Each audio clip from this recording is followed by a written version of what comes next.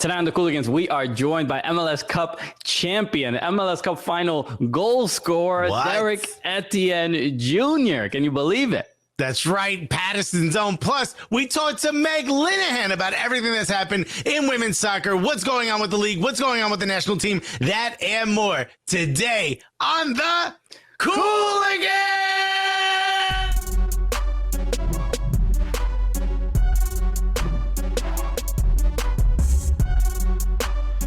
Yeah, baby!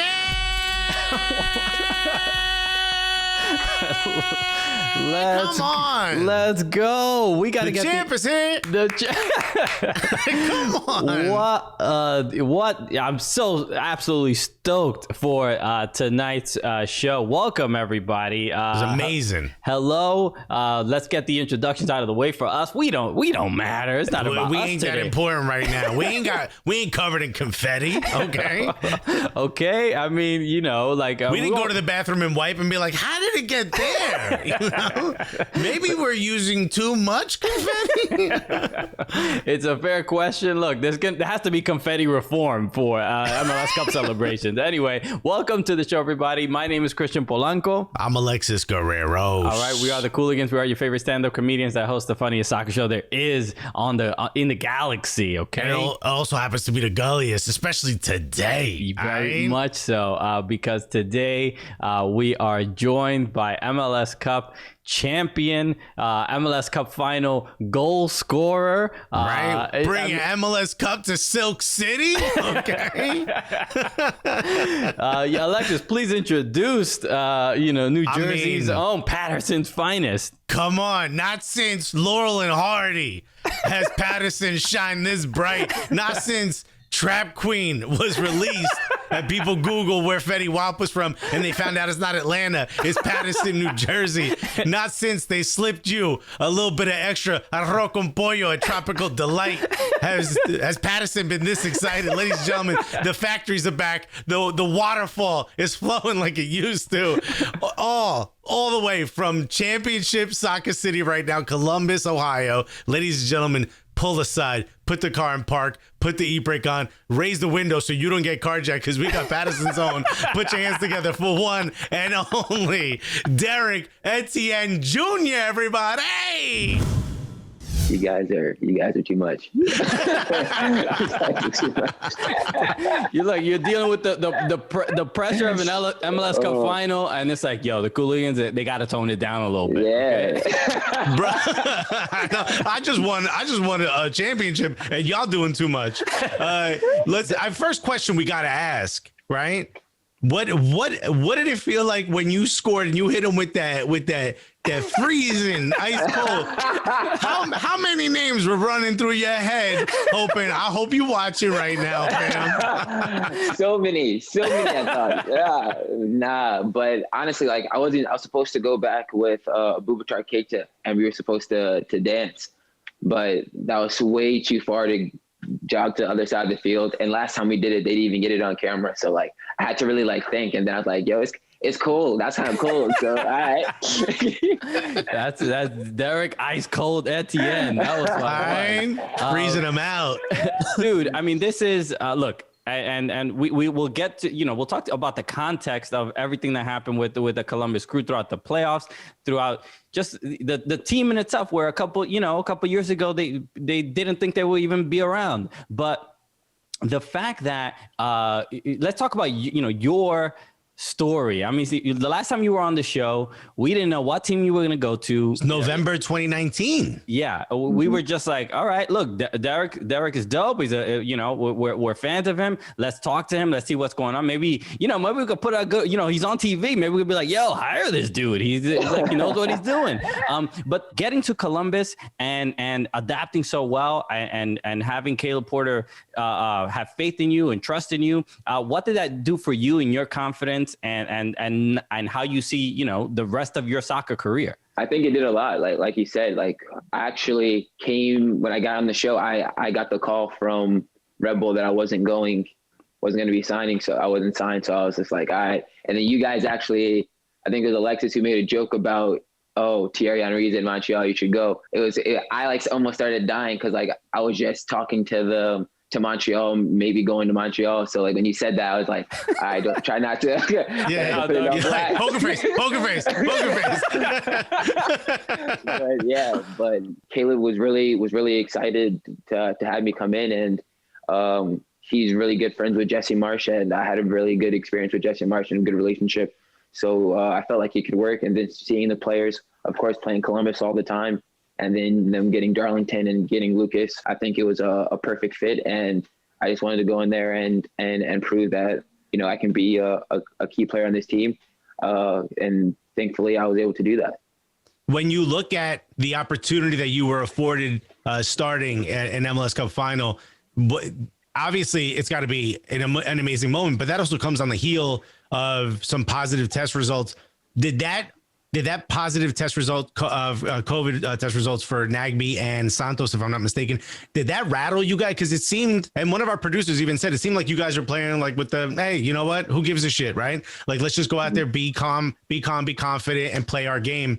What was that moment like for you guys when you found out that Nagbe and Santos wouldn't be able to play? It was tough at first because, I mean, those are two big guys that you know, we look to on the field for inspiration, whether that's, you know, the calmness that Darlington brings or the individual magic that Pedro can bring. But it was, you know, we kind of were used to it because we had some guys test positive earlier in missed games. So for me, I was just coming back into the team after testing positive. So to hear another player, I was just thinking about, you know, how that feels, because I felt bad having to watch the team play without me, and then, you know, felt a little sad that I wasn't able to celebrate with them when they won the Eastern Conference. So I can only imagine how those two felt, you know, doing so much to get us here and not to be able to celebrate with us. You know, I just felt for that. But I think we were a very confident group, and we knew exactly what it was going to take to win the game. And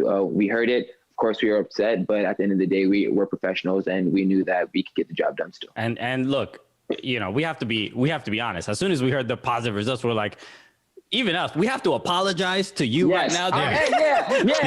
Say it right now. Yeah, I can't believe. I saw some tweets. No, I can't believe. When I saw the email, I said, "Yeah, I'm getting on here, and me and Alexa's gonna talk about that." Yeah, and I want to apologize to you for giving Christian the password to my Twitter account, because that was. I'll never let that happen again. We are sorry. I mean, look, this is it. Look, it's when you hear these names that are going to be missing the game, it's just like your brain logically, you're just like, okay, well, you know, it's gonna hurt the Columbus Crew's confidence, and the Sounders are just gonna be dominant. But it was just a complete opposite. It was just you were on a whole on another one. It was just it was like, you know what, we have something to prove here. You know, it's a team of 23 players on the roster or whatever. Like everybody's gonna be involved, and if we're missing some pieces, somebody has to step up. And I'm not going to apologize because I believed in you the whole time. Christian was the one who sent that tweet, but we will talk about it right after we get back from this.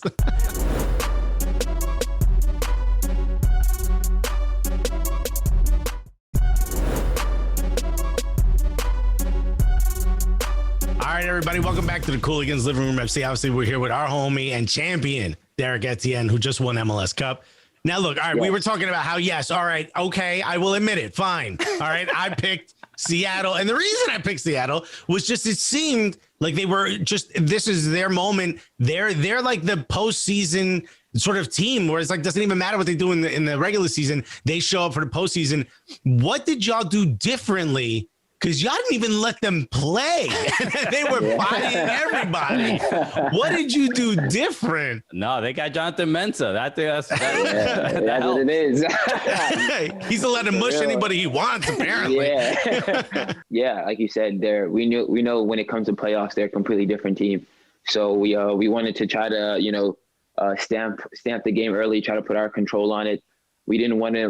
We understand how good they are in transition, especially with one of the best 10s in the league, Nicholas Adero, and then with Jordan Morris on their break, and then Roy Diaz. Those guys, Jovan Jones, they're very good players. So we felt that if we got into a track meet, let the game continue to be open, it would go in their favor. We knew that if we put a lot of pressure on them, make them uncomfortable. And we're a very good team with controlling possession. As long as we keep the ball and do the little things that we felt that we could do to break them down, which was, get the ball and switch to point of attack quickly, especially with the speed that me and Diaz had. We can catch the outside backs, high up the field, and we can get a break, that we can get a goal.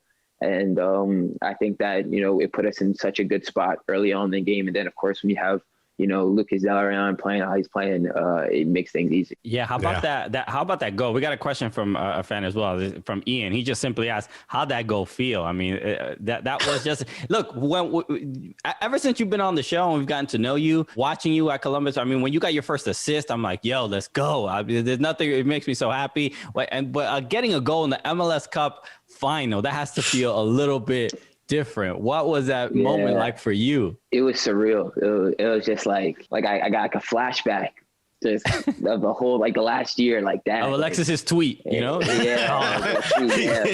Seattle's gonna win. Yeah. I was like, all right, yeah. I should have had it. Shut up, Alexis. That would have been epic. But nah, it was just, I always, being a little kid, my dad always said, big time players step up big time games. So I always got that extra bite. And, I was able to score the Supporter Shield. I was able to score in the USL Cup. So, just to get a MLS Cup in there, it's just feels amazing to get some goals in some big games, because, it helps out the team ultimately. And are you and Lucas Delarian going to send personal apology letters to Alex Roldan? Because what y'all did to that poor man,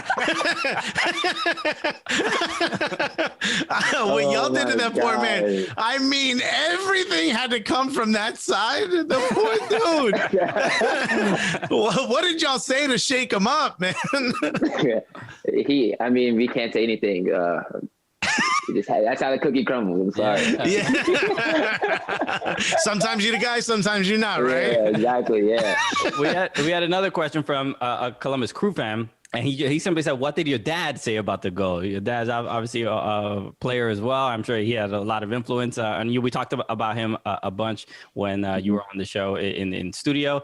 So what did he have to say? He was super excited. So like when I was little, there was we watched Fear Factor. And there's like, when they had like the parents, it was like the mom and the son, or the dad and the son, and they were doing something, and they got it done. And the dad looked at the kid, "Who's the wild man now?" So after the game, I went up and I went to hug my mom. I went to hug my dad, and he was recording me hug my mom. He put his phone away. He's like, "Who's the wild man now?" It was so funny. But he actually joked on me because he was talking about in the warm up, I was missing all my shots in the warm up. So I was like, yo, like, come on, man. Like, you got to step your game up. And then he's like, yeah, but I'm glad you scored, because if you'd have missed that, you look like an idiot, because you were missing all the ones in the beginning. I was like, yeah. Dude, he doesn't let you get an inch, huh? Nah, not an inch. Nah, not an inch. But yeah, he was super excited.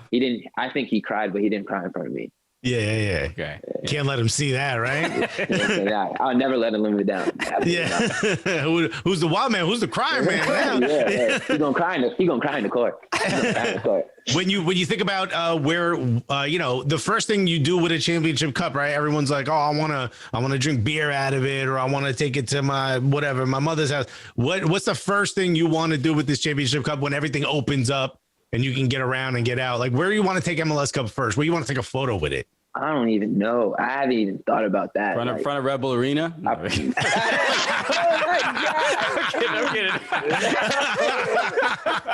my God. I'm being messy. This was not me. I'm being me for no reason. I think I'm taking the Yankee Stadium, actually. I'll make sure security don't let you in, bro. Nah, I don't know. Honestly, I don't know. I couldn't even tell you. Yeah. I haven't even thought about that. I got a lot of time to think, so I probably should think about that. Yeah. I'll probably take it to Rutt's Hut, I'll take it to Checkers, probably. Let's go. In the drive-thru. Yeah. Free slushies on me. Let me know what day that is. You know what I mean? I'm interested in attending. All right, we got so much more with Derrick Etienne Jr. right after this, so come right back.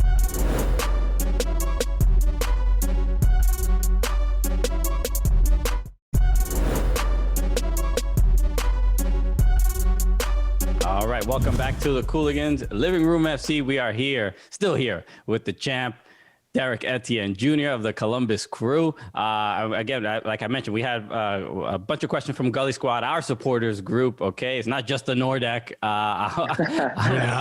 Although some of them are in here, Yeah, we got a couple. So this question was from Val Paschal. She had asked. She said, "Did you get to have like a conference call or Zoom with Pedro and Darlington when you celebrated the win? What was that experience like for them? I know it's obviously bittersweet, but what was that? I know it probably meant a lot to be able to deliver that for your teammates that couldn't be there. Yeah, well, when we were on the field, we FaceTimed them, so we were like, we were still celebrating with them.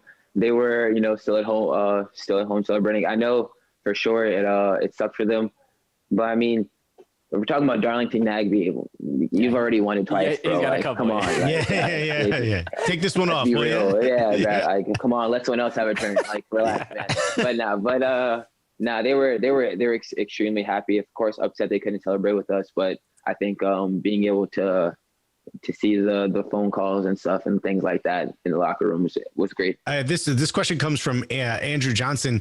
He asked a bunch, like what was the song that got y'all hyped? What's your favorite Jenny Slayer? What's your pizza spot in Columbus? But the one I'm most interested in is the team is aware of a dozen or so fans who have vowed to get a tattoo of Josh Williams if he scores a banger.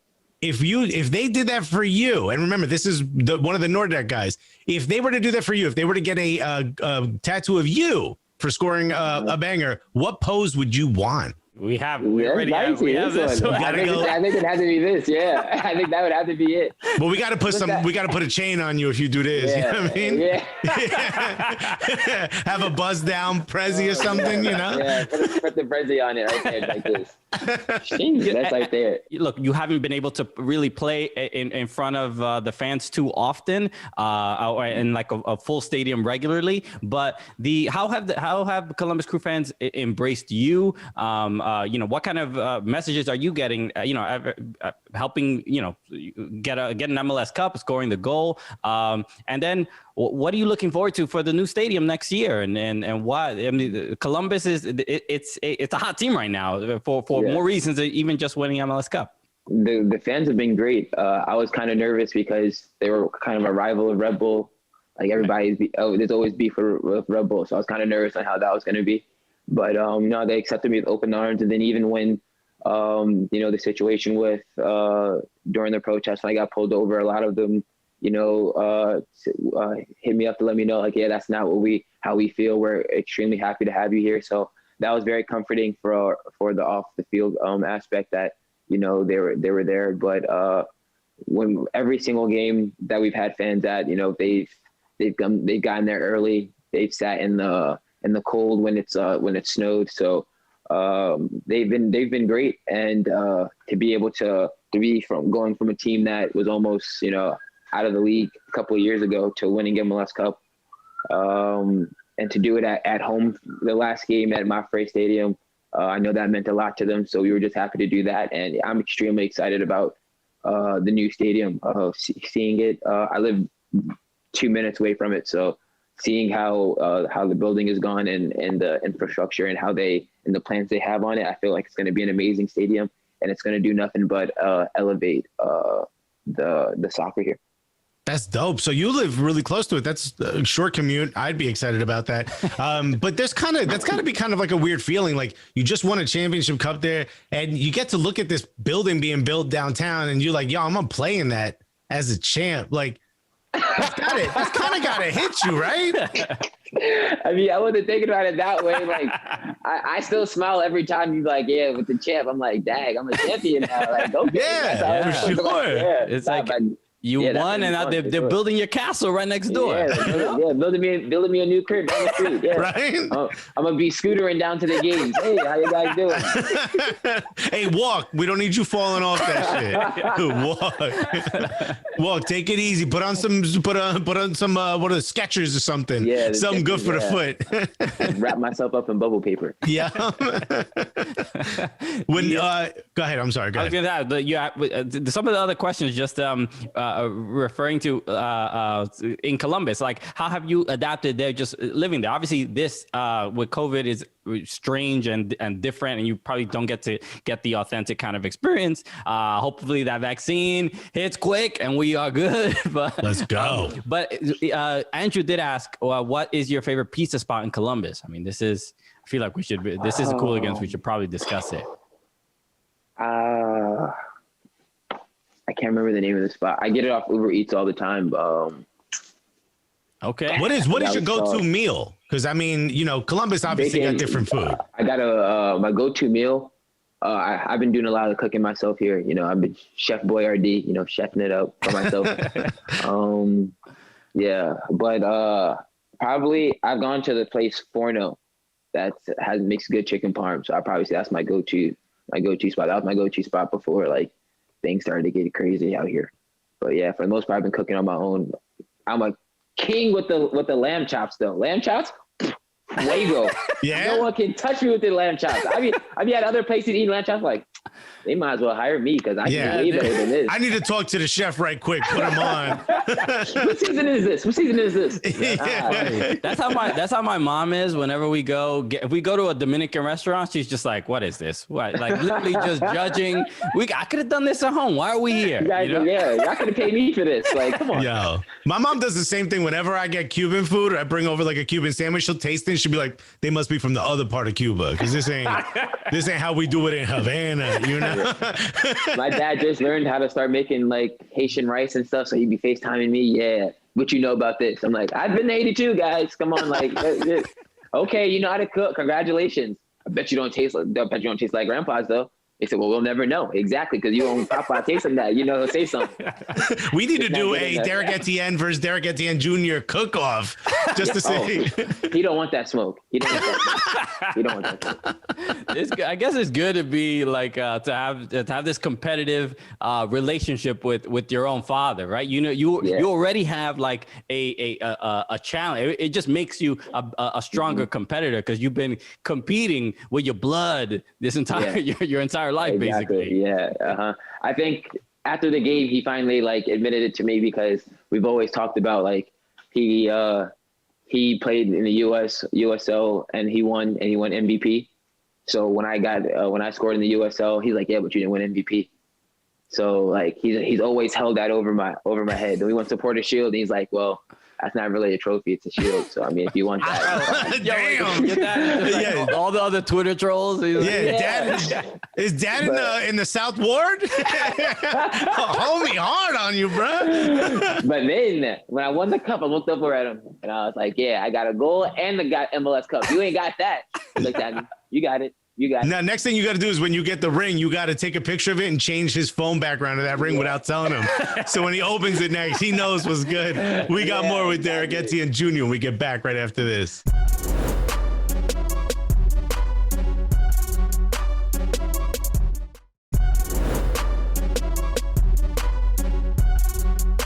All right, baby, I'm back on the Cooligans Living Room FC. And I just want to say thank you so much, Derrick. I know you're busy getting over your celebrations, you know what I mean? And you took the time out to talk to us. Absolutely amazing. Is there something you want to say to the fans? A lot of Columbus fans are listening right now, and you just won. This is the first opportunity to hear from you. So what do you want to say to the fans? First things first, thank you guys for having me back here. Cause I know it was hard looking at me after you just counted my team out. It's cool. We're still boys. I'm not gonna hold a grudge. Thank you for forgiving me, man. But to the Columbus fans, I'm glad we were able to end this crazy year like this. Like LeBron James said, possibly won the hardest championship. I'm not saying that's what it is, but LeBron said it, so it must be true. Okay. Derrick Etienne, the LeBron James soccer. Yeah. No. I take it. Delete that. No. Yeah. Now I know what Derrick meant when he said he wishes he was in Space Jam. It should have been him. You know what? Columbus, thank you guys for everything. I appreciate you guys. You can follow me on the gram and Twitter only if you have banter, though. If you're going to take like stuff serious, just don't even waste your time following me. But it's Etienne 10, man of the people sometimes. Derrick, dude, we're so proud of you. So happy for you, man. This is great. I mean, look, just in 1 year, you'll be able to overcome a lot of obstacles and a lot of challenges. So happy for you. Hopefully, this is not your last MLS Cup and more success in the MLS Cup playoffs. So, dude, thank you so much. It's an absolute honor to have you on the show, especially right now. Everybody, thank you so much for tuning in. We have so much more show. We're going to be joined by Meg Linehan of The Athletic. So come right back after this.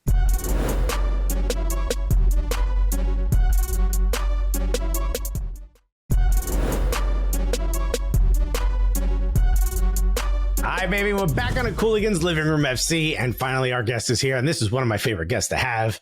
My favorite part, and the audience doesn't get to hear this, but right before we say action, she actually tells us the schedule for NWSL. She just won't give it to you online. She told us already. It's amazing. Yeah. Look, that's just the relationship we have. That's it's really the thing we tell her. We're like, you can't come on the show until you release the schedule to us directly. Yeah. But we actually test her. We're like, April 12th. And she's like, it's on my this team is playing this.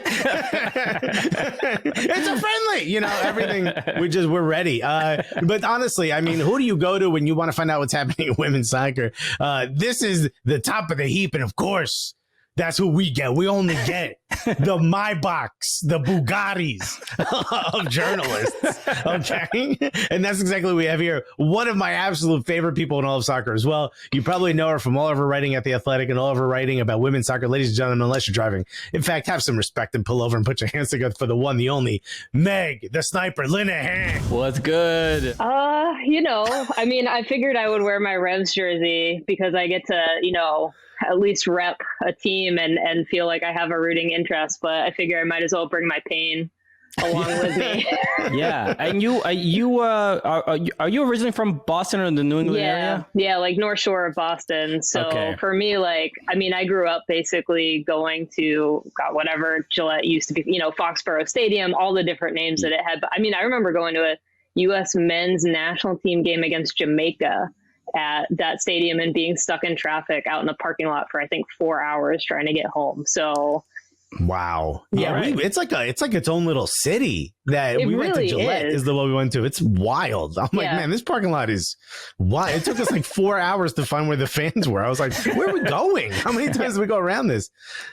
Yeah, no, it's its own little complex. I mean, that's the nice thing about being a supporter in the supporters groups, because you get like the fast access out of the stadium after a game, which is incredible. So it's definitely worth it. Let's get these hoodlums out of here as fast as possible. Yeah, we had a great time with Midnight Marauders. Midnight Riders. Midnight Riders, correct. Sorry. Yep, that was us too. All right, so let's begin.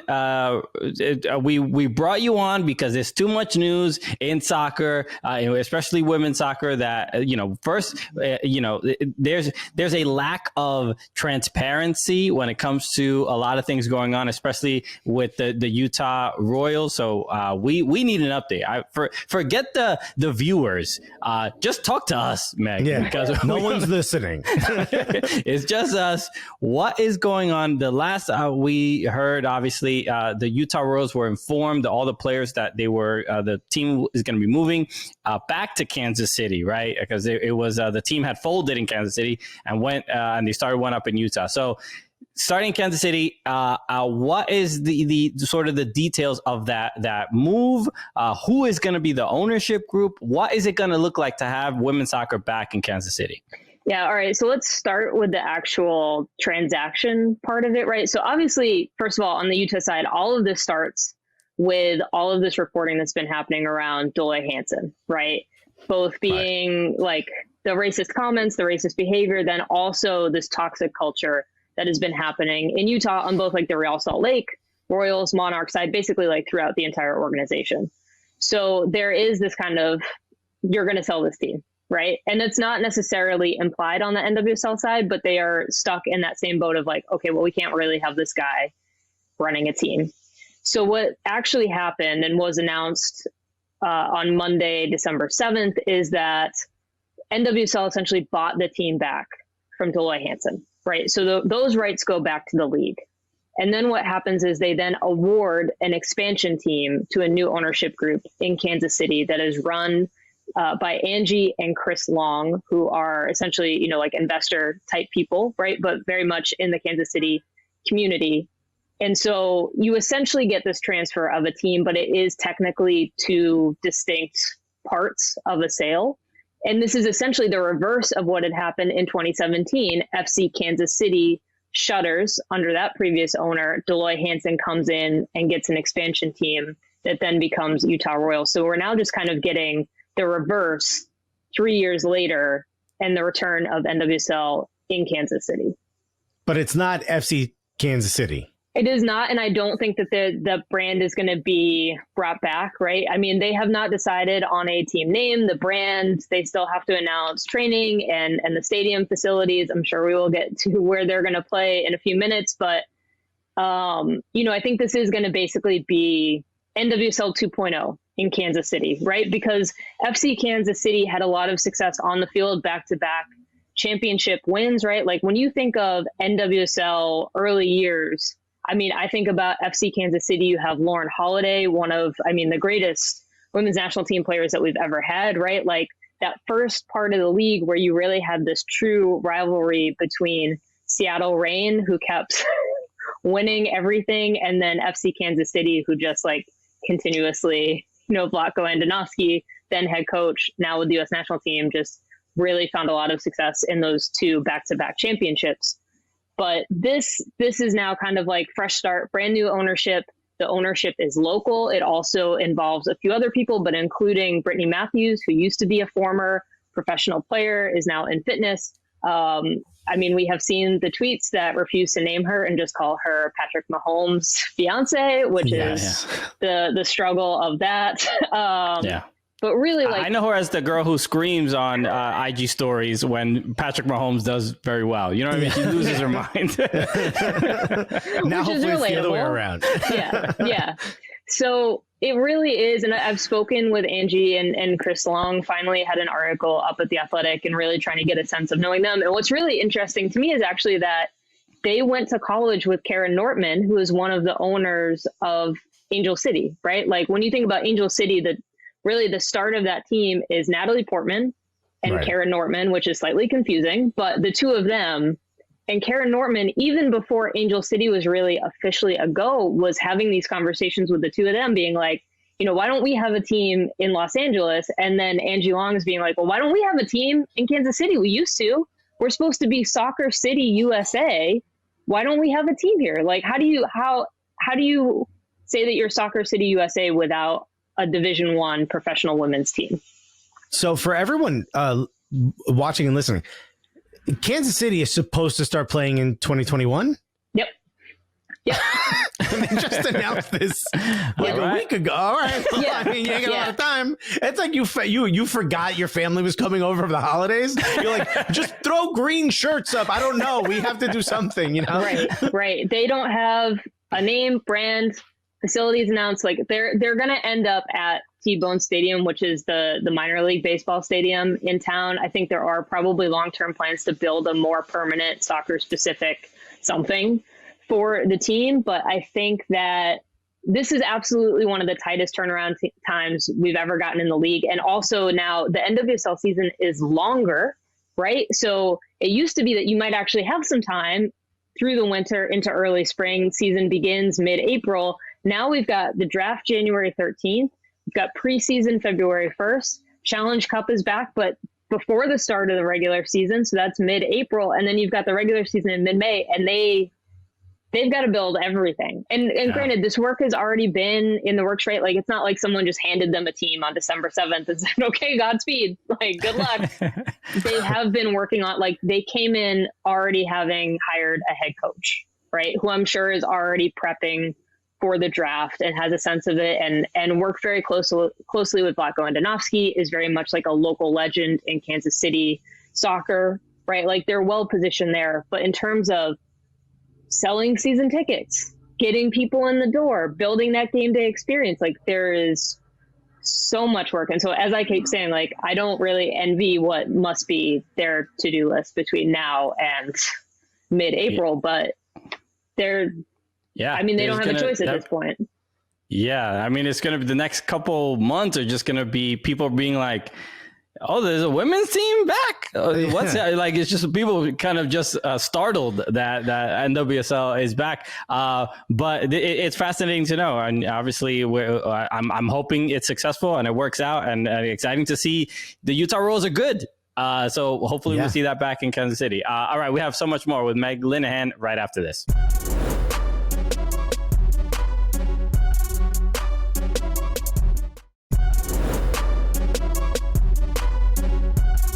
All right, welcome back to the Cooligans Living Room FC. We are here with Meg Linehan, journalist for The Athletic. We're talking about all things WOSO.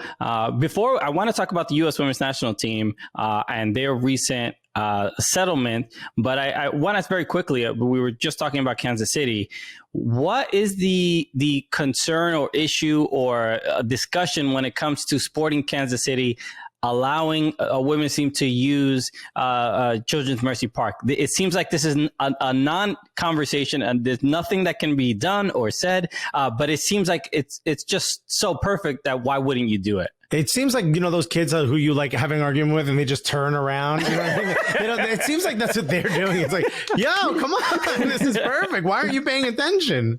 Yeah, I mean, I think it is really interesting. I mean, Kansas City, back when this whole thing first really started coming to light, provided a statement to The Athletic, and they were like, hey, we're dedicated to women's soccer, but really, like, we've got to focus on our own things, which, fine. But, fundamentally, it is a stadium. We have seen other stadiums balance 3 teams at once. It does not seem impossible. I do think that there is maybe a little something to 2021 as a season being just as complicated in terms of the actual scheduling. Like, like you're going to have dates left open probably still to allow for postponements of games, so I think there might be some of that. I do also think like there has been history between Sporting Kansas City, the NWSL, and there's also just kind of, whenever you're talking about the NWSL as an entity and asking for things from MLS or other kind of governing bodies, U.S. soccer is also involved in a lot of this. So I think that there is some stuff going back to 2017 when NWSL kind of reached out to Sporting KC and was like, hey, would you like to save this team? Wouldn't that be convenient for everyone? And then that did not go well. I think there's some stuff even going back further. But I do think that there might still be wiggle room, honestly. Like, I think that if there is some public pressure and it catches some steam, I think there might be some wiggle room, at least to get some games there. Maybe not every single game, but I think we have seen Sporting KC share the stadium, at least for a few games a season, with FC Kansas City.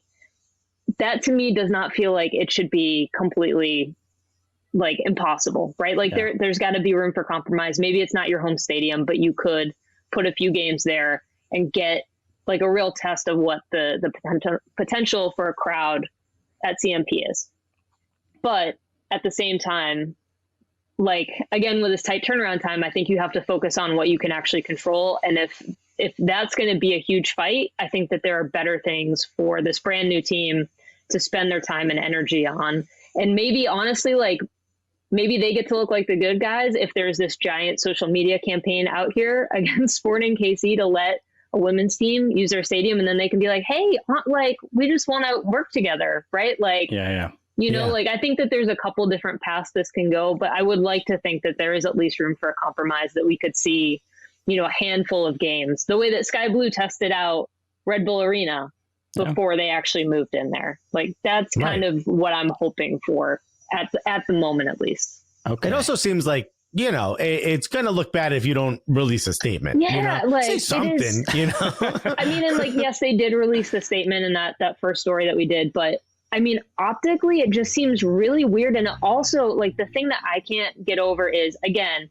you've got the concept of Soccer City USA for Kansas City. That is a title that they desperately want. And I personally don't think you get to say that you are Soccer City USA without fully embracing your women's professional team. But even that aside, to consistently get this message of we were given the chance to help women's professional soccer and we have consistently passed on it is not a great look. But it's also just like, you could get like an easy win here. Like you can look like you're doing the right thing.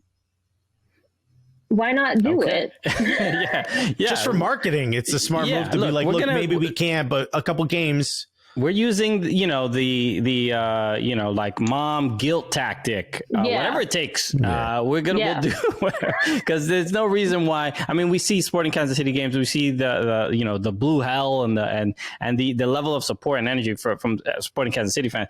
Why it just seems crazy to just not have it. It just seems like it'll just work out too well.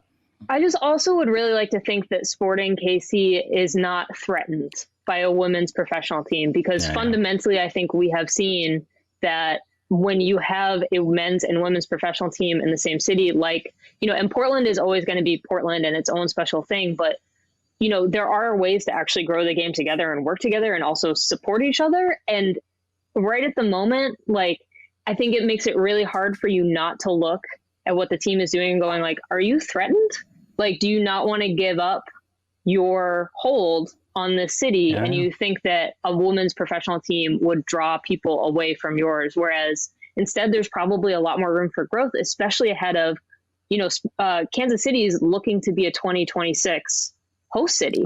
Right. Why would you not want to work together to both make sure that you are a host city, but that you are growing the game at all levels on both the men's and women's side together? And the message from the new Kansas City NWSL team is, we want to collaborate. We want to collaborate. And then you also have this message from the other side of that is just kind of like this strange silence minus a tweet of like, welcome to town. They treat it like those Instagram DMs from people. You get like, yo, want to collab? Like, why? I don't know. You make a t-shirt. Like, no, collab. Do you want to collab on a collab? What do you mean? What does that mean? I love Meg's energy is like the nicest Bronx energy of all time. You said like, what are you scared? And you have a bid for 2026. Would be a real shame if something were to happen to that. It's like the sweetest threat of all time. I love it. So the other thing, the U.S. Women's National Team, they recently settled with the U.S. Soccer Federation when it came to equal working conditions, right? Logistics, yes. Money, no. But this apparently, we had the update from, it was struck down as far as the equal pay dispute, but the plan was to appeal that. And, Cindy Parlow-Cone has been, at least from her statement, offered a little bit of maybe transparency, or at least like, to me, finally some humanity to U.S. soccer and warmness. Just saying like, hey, we can't give you $70 million in back pay because that would bankrupt the federation. But what are the kind of the details of that settlement? Are the players happy with it? And what's like the future of that relationship with USSF? Yeah, I mean, I think the really interesting thing about that settlement coming through is that it was really the first time both sides have like been happy, right? Like usually when you're covering that and you're like talking to both sides, like there's this kind of like tenseness. And instead, both times I was talking to US Soccer and to the players reps, like everyone was like, no, this is good, right? And I think fundamentally it was probably honestly better for US Soccer that day. And I also think US Soccer, and especially Cindy Parlow-Cone, really, like, honestly, that's the first time they've ever won an optics battle, honestly, with the players. Like, first time you actually walk out, they got their quotes out there. Cindy Parlow-Cone, honestly, is not saying anything super different than former President Carlos Cordero. I mean, his preferred method of communication was, like, those terrible open letters, right? But, like, fundamentally, it's the same message of, hey, we can't make up the prize money bonus. But listen, if we figure this out and we compromise, then we get to work together.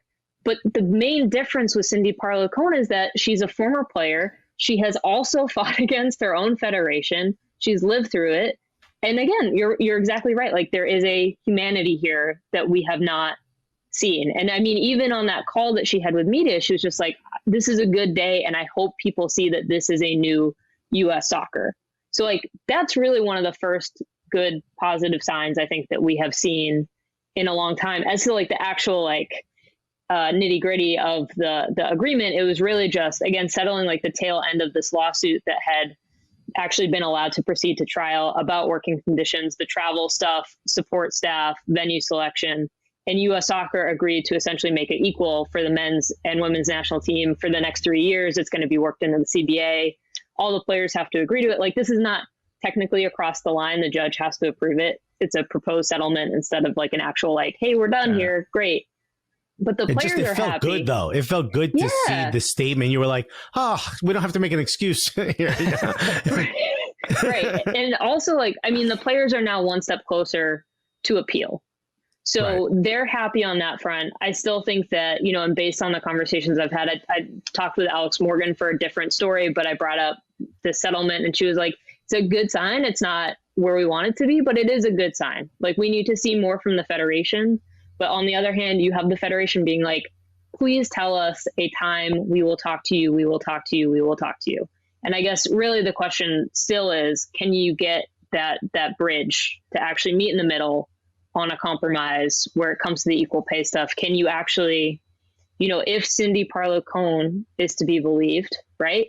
Which I think she is, she does really want to turn that attention to a global focus, which maybe they did not believe from U.S. Soccer before, because again, you're putting it in this historical context of like, hey, go play that game, be grateful for what we give you.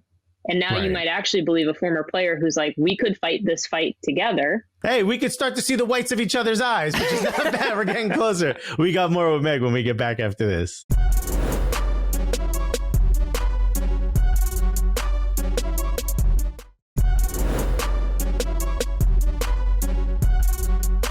All right. Thank you so much to Meg Linehan of The Athletic. Make sure you check out her work on The Athletic. Follow her on Twitter at It's Meg Linehan.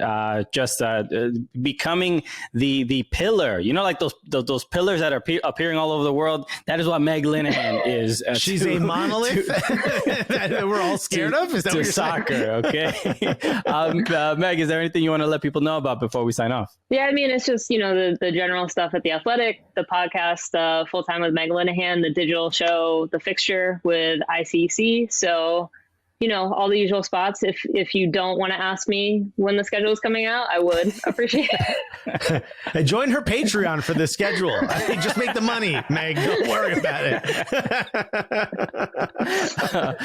So thank you again, Meg. Make sure you follow at Fubo Sports as well. Follow at Soccer Cooligans on all social media channels. And make sure to subscribe to the Fubo Sports YouTube channel for full episodes of the program. Hit subscribe there as well. All right, Meg. Let us end the show the way we normally do. You are, you know, an old hand at this. You are quite familiar.